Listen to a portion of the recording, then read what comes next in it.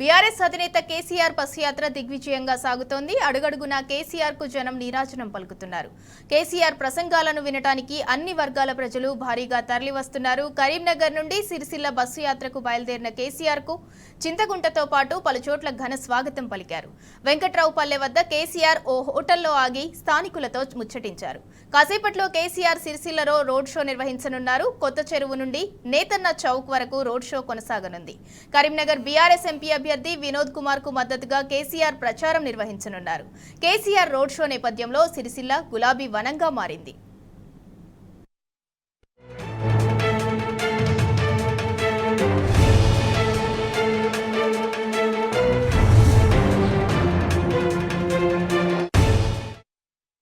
సిరిసిల్లలో బీఆర్ఎస్ అధినేత కేసీఆర్ రోడ్ షోకు సంబంధించి మరింత సమాచారాన్ని మా ప్రతినిధి వేణు అందిస్తారు.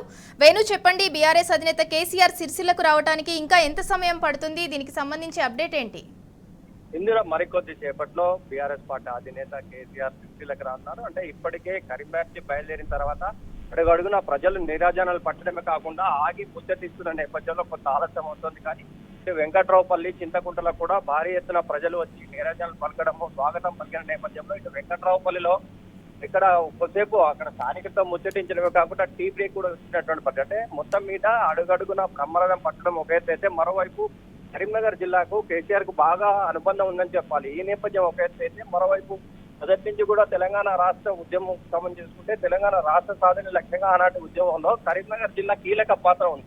అందుకే ప్రతి చోట కూడా కేసీఆర్ అంటే అభిమానులు చాలా మంది ఉంటారు. ఇటు ప్రజలు కావచ్చు, అభిమానులు కావచ్చు. పెద్ద ఎత్తున కేసీఆర్ వస్తున్న బస్సుకు ఎదురుగా పోయి స్వాగతం చెప్తున్న నేపథ్యం మనకు కనిపిస్తుంది.